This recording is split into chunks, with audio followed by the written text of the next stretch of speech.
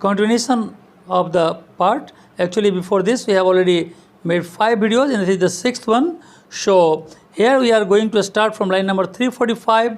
जहाँ पर हमने इस वीडियो को छोड़ा था लास्ट में वो ये था कि कोर्ट ऑफ वेनिस में पहले तो पोर्सिया ने शैलोक को 1 पाउंड मांस काटने के लिए अलाउ कर दिया, लेकिन बाद में जो काटने के लिए तैयार हुआ तो उसने कहा कि बॉन्ड में तो सिर्फ मांस लिखा हुआ है, ब्लड की कोई चर्चा नहीं है। सो मांस काटते वक्त तुम्हें 1 बूंद भी खून नहीं बहना चाहिए, और 1 बूंद भी अगर तुमने खून बहा दिया तो वेनिस के कानून के हिसाब से तुम्हारी सारी की सारी प्रॉपर्टी सीज हो जाएगी। इसके साथ साथ उसने ये भी कहा कि एग्जैक्टली 1 पाउंड फ्लेश काटना है, न तो थोड़ा सा कम और न थोड़ा सा ज़्यादा। तो इस बात पर ग्रेसियानो का रिएक्शन क्या है, यहीं पर हमने छोड़ा था लास्ट वीडियो को। और इसके बाद जो यहाँ पर आता है कि ग्रेसियानो कहता है ये सेकेंड डेनियल, लगता है दूसरा डेनियल आ गया। ज्यू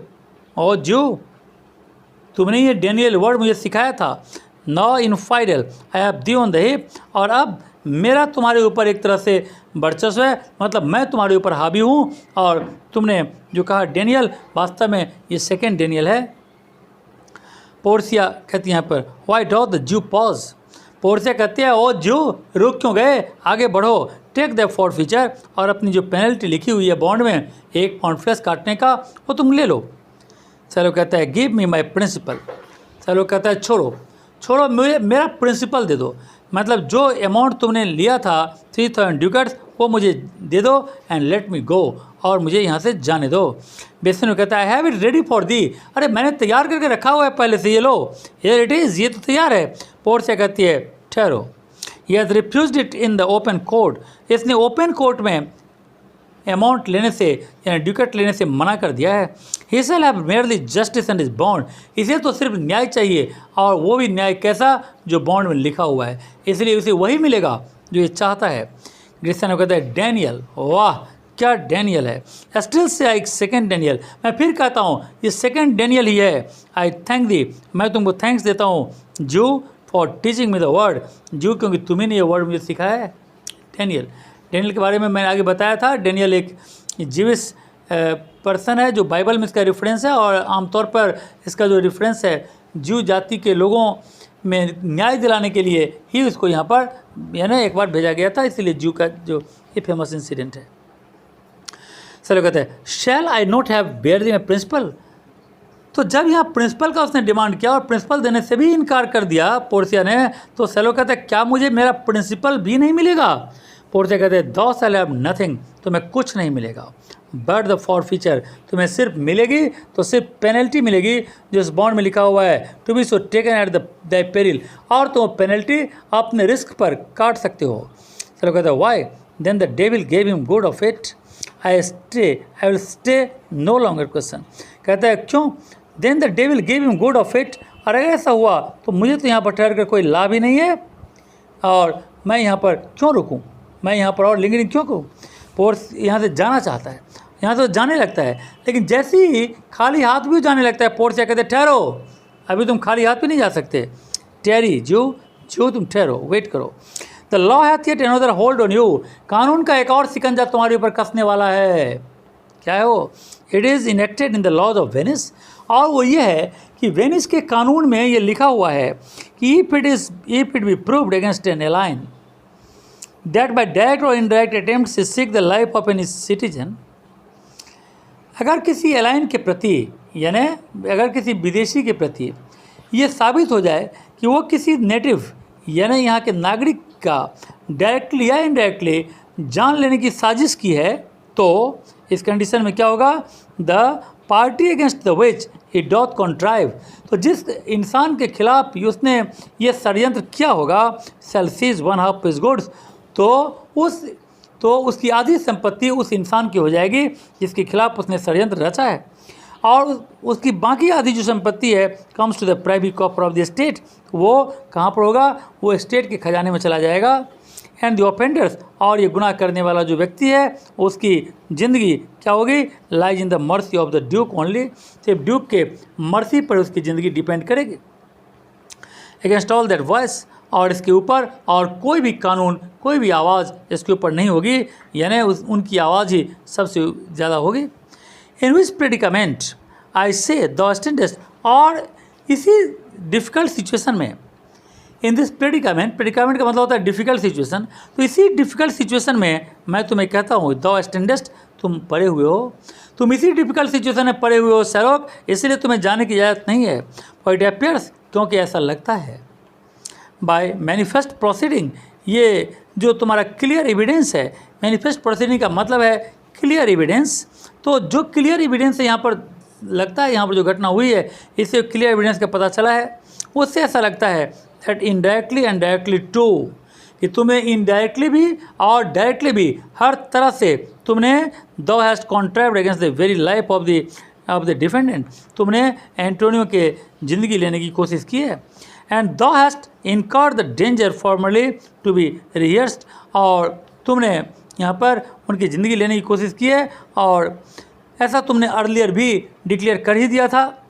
सो don't therefore and beg mercy of the duke, इसीलिए तुम नीचे झुको और नीचे झुक करके तुम ड्यूक के चरणों पर गिरो और से मर्सी की भीख मांगो। मर्सी वर्ड यहाँ पर इसलिए यूज़ किया है क्योंकि मर्सी के ऊपर पोर्सिया बहुत बड़ी लेक्चर दी थी आगे, और मर्सी करने से इनकार कर दिया था शैरलॉक ने एंटोनियो पर। इस तरह कहता है beg that thou mayst have leave to hang thyself, Gratiano कहता है पैरों पर गिरकर मांगो, लेकिन मर्सी मत मांगो। क्या मांगो? टू परमिशन मांगो कि तुमको सरकारी खर्चे पर फांसी पर झुलाया जाए, सरकारी खर्चे पर फांसी पर झुलाने का परमिशन मांगो। And yet thy wealth being forfeit to the state, अब चूंकि तुम्हारी सारी संपत्ति तो स्टेट की हो गई, so thou hast no left the value of a cord, तो तुम्हारे पास फांसी के फंदे खरीदने के भी तो पैसे बचेंगे नहीं, इसीलिए देयरफॉर दो मस्ट बी हैंग्ड, इसलिए तुम्हारी फांसी होनी चाहिए एट द स्टेट्स चार्ज, यानी सरकारी खर्चे पर, सरकारी खर्चे पर तुम्हारी फांसी होनी चाहिए। इस बात के लिए तुम वहाँ पर बेगिंग करो। ड्यूक कहता है दैट दो शैल सी द डिफरेंस, ड्यूक कहता है नहीं, यही अंतर है, यही डिफरेंस है। शैरलॉक से कह रहे हैं यही डिफरेंस है, तुम खुद देखोगे कि तुम्हारे और मेरे में क्या डिफरेंस है, तुम्हारे और मेरे से मतलब यहाँ पर जियो और क्रिश्चियन में क्या डिफरेंस है। I pardon thee the life before thou ask it, तुम्हारे मांगने से पहले मैं तुमको तुम्हारी ज़िंदगी तुम्हें दान में देता हूँ, मैं तुमको माफ़ी देता हूँ, तुम्हारे माफ़ी मांगने से पहले मैंने तुमको माफ़ कर दिया। फॉर हाफ द वेल्थ, और तुम्हारी आधी संपत्ति जो एंटोनियो की है, and the other half comes to the general state, और आधी संपत्ति जनरल स्टेट की यानी सरकार की है, वही संबलनेस मे ड्राइव इनटू ए फाइन, जो तुमको फाइन के रूप में यहाँ पर छोड़ दिया जाता है। जो हाफ संपत्ति फाइन के रूप में था वो मैं तुमको छोड़ देता हूँ, यानी यहाँ पर ड्यूक ने उसकी ज़िंदगी भी बख्श दी और साथ में आधी संपत्ति जो सरकार की होती थी वो भी उसको वापस कर दिया। पोर्सिया कहते हैं या फॉर द स्टेट, पोर्सिया कहते हैं हाँ आपने स्टेट का हिस्सा जो आधा था वो आपने माफ़ कर दिया, नॉट फॉर एंटोनियो, एंटोनियो वाला हिस्सा आप माफ़ नहीं कर सकते। शैरलॉक कहता है ने टेक माई लाइफ, शैरलॉक कहता है नो टेक माई लाइफ, मेरी जान ले लो, एंड और मेरी वो सब कुछ जो मेरा है वो ले लो। पार्डन नॉट दैट, मुझे माफ़ी नहीं चाहिए। यू टेक माई हाउस, तो मेरा घर ले लो। When you take the prop, जब तुमने घर खड़ा रहने का खंभा ही ले लिया, प्रॉप मतलब होता है सपोर्ट, और सपोर्ट का मतलब यहाँ पैसा है, तो जब तूने पैसा ही ले लिया तो घर कैसे खड़ा रहेगा। That dost sustain my house, you take my life, तो मेरी ज़िंदगी ले लो। When you do take the means every where by I live, जब तुमने उस घर में रहने का सहारा छीन लिया, जब मेरी ज़िंदगी में जीने का जो सहारा था पैसा तुमने वो छीन लिया, तो फिर मैं जी कर क्या करूँगा, तो मेरी ज़िंदगी ही ले लो। पोर्सिया कहता है what mercy can you render him Antonio, Portia कहती है एंटोनियो तुम इस पर क्या रहम कर सकते हो। ग्रेसियानो कहता है इस बीच में ए हार्टर ग्रेडेस, रहम क्या करना है, इसको फांसी का फंदा दे दो, नथिंग एल्स, इसके अलावा एंटोनियो इसको कुछ मत देना, फॉर गॉड सेक, भगवान के लिए इसको कुछ मत देना। एंटोनियो कहता है सो प्लीज़, अब एंटोनियो इस पर कहता है so please my lord the duke and all the court to quit the fine for one half of his goods, I am content. Antonio कहता है कि जो इसकी आधी संपत्ति ड्यूक की हुई और आधी मेरी, तो आधी संपत्ति तो ड्यूक ने उसको माफ़ कर दिया, आई एम कॉन्टेंट, मैं बिल्कुल सेटिस्फाइड हूँ।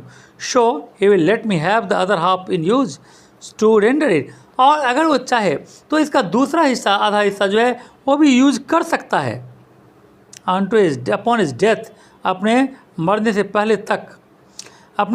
पहले तक वो बाकी मेरे पार्ट वाला आधा हिस्सा भी वो यूज़ कर सकता है unto the gentleman that lately stole his daughter.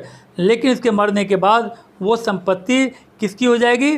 तो इसके डॉटर इन लॉ की, यानी इसके उस लड़के से जिससे उसकी डॉटर ने शादी की है, यानी लोरेंजो की। तो that lately stole his daughter, जिसने इसकी लड़की को चुराया है, मतलब लोरेंजो। 2 थिंग्स प्रोवाइडेड दैट, लेकिन इसके लिए 2 शर्त है। पहला शर्त क्या है? And for this favour he presently become a Christian. पहला शर्त तो ये है कि इसको क्रिश्चियन बनना पड़ेगा। And the other that he do record a gift here in the court, और दूसरा ये है इस कोर्ट में उसको एक गिफ्ट डीड तैयार करना पड़ेगा जिसमें आधी संपत्ति वो क्या करेगी? तो यानी यहाँ पर आधी संपत्ति शैलो की बेटी जेसिका और उसके हस्बैंड लोरेंजो की हो जाएगी। ऐसा वो कोर्ट में एक बॉन्ड साइन करेगा। और फॉल ही डाइज पॉसेस्ड, जब वो मर जाएगा तो संपत्ति उसकी होगी, जिंदा रहते तक शैलो उसका यूज़ करेगा। Unto John Lorenzo and his daughter. Due कहता है ही शैल डू दिस, उसको ऐसा करना पड़ेगा। और एल्स, और अगर वो ऐसा नहीं करता तो क्या होगा? I do recount the pardon that I let pronounced here.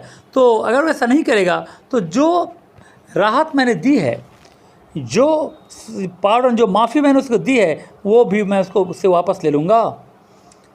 और से कहते हैं आर द कॉन्टेंडेड जो, क्या जो तुम सेटिस्फाइड हो जो कोर्ट का फैसला हुआ है? और डॉस्ट दो से, बोलो तुम क्या कहना चाहते हो, कुछ कहना है तुमको? चलो कहता है आई एम कॉन्टेंट, मैं बिल्कुल सेटिस्फाइड हूँ।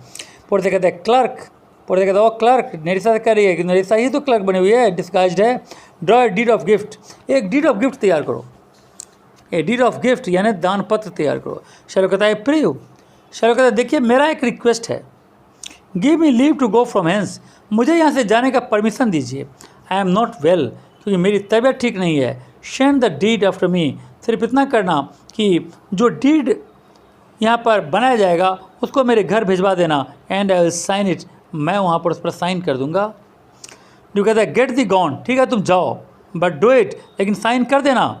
जैसे ना कहता है इन क्रिश्चियनिंग शैल दो हैव 2 गॉड फादर्स, ये लाइन भी काफ़ी इंपॉर्टेंट है एग्जाम के लिए। और डेसानो कहता है इन क्रिश्चियनिंग, यानी जब तुमको क्रिश्चियन बनाया जाएगा तो यहाँ पर आमतौर पर तुम्हें 2 गॉड फादर प्रोवाइड किया जाएगा। गॉड फादर का मतलब होता है जो उसके हर एक क्रियाकलाप पर नज़र रखेगा कि ये नाम का क्रिश्चियन बन गया, ये वास्तव में क्रिश्चियन के रीति रिवाजों को फॉलो भी करता है।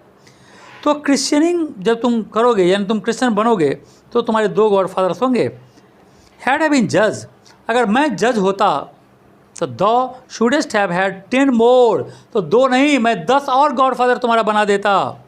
To bring thee to the gallows, जो 12 जज मिल करके तुमको गैलोज तक ले जाता, यानी फांसी के फंदे तक ले जाता। नॉट टू द फॉन्ट, ये चर्च में फॉन्ट के पास जहाँ पर जल रखा जाता है वहाँ पर नहीं ले जाता।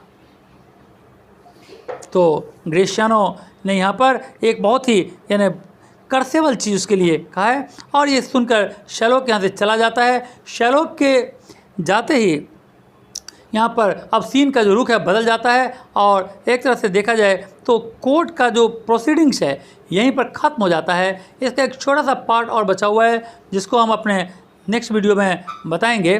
तो इस वीडियो को हम लोग यहीं पर ख़त्म करेंगे, और मुझे लगता है कि पूरी तरह से एकदम लाइन टू लाइन तुम्हें समझ में आ जाएगा इसको थोरोली देखने पर। Okay, thank you and God bless you.